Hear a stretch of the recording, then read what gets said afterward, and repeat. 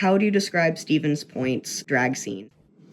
I think right now it's still really small, but it's developing really well.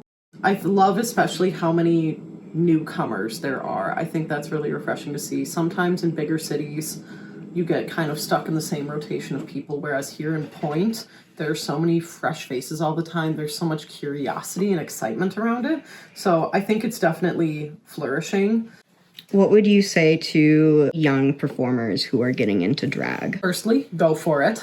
Absolutely do it. It is so much fun, but you need to have confidence in yourself. If you get up on that stage and you don't feel beautiful, you don't feel strong, it will come through in your performance and you're going to feel much worse about it. You really need to embrace yourself regardless of your weight, your race, your gender, your anything like that. Then you can truly come into your own and really own your performance. I feel like people get kind of like almost a caged in notion of like, oh, it all has to be drag queens, whatever. It's like, no, it doesn't. It can be whatever you want it to be. You don't even have to be a gender. You could be a thing. I've seen drag robots before. It's incredible. What do you think is the most difficult or frustrating part of being a performer? I think the most frustrating part is that there are people who know nothing about drag or nothing about the culture at all, and they're just immediately against it. They aren't open to learning anything, learning about the community, learning about the people involved in it. They just see something that's not part of their normal day-to-day, something that they don't understand, and they immediately shut it down and say it's a bad thing. What frustrates me is people who refuse to have an open mind, people who are so against learning or embracing different things. And I don't even get mad at people who are hateful towards me. I just feel really bad for them that they're willing to live in such a shallow and small mindset. So I think that's what frustrates me, is when people hate on the drag culture when they haven't even learned anything about it.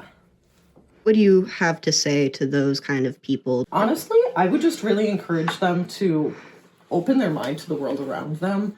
There are so many beautiful parts to this. There are so many incredible performers, and every room that I've ever performed in is just so full of love and positivity. So honestly, I would encourage those people to look up like YouTube videos or TikTok videos, to attend actual events and things, just to see for themselves what a positive and beautiful thing it is.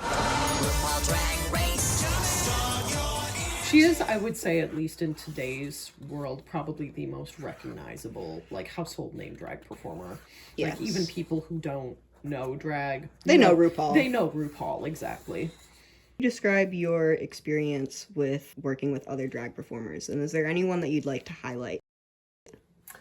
Oh gosh, I've loved everyone that I've worked with, and it's so interesting to see their different processes. Some people are very serious and methodical about it, and they have every instant of their routine planned out, and backstage they're very like single-minded tunnel vision on it. And then there's other performers who they're backstage dancing, they're super loose and carefree. And getting to meet all these different people, it's just been wonderful, because everyone's background is different, everyone's life experiences are different, and seeing not only how that affects them as people, but how it affects their performance and their persona is just incredible. Someone I would like to highlight, Bitch Pudding was absolutely incredible to work with.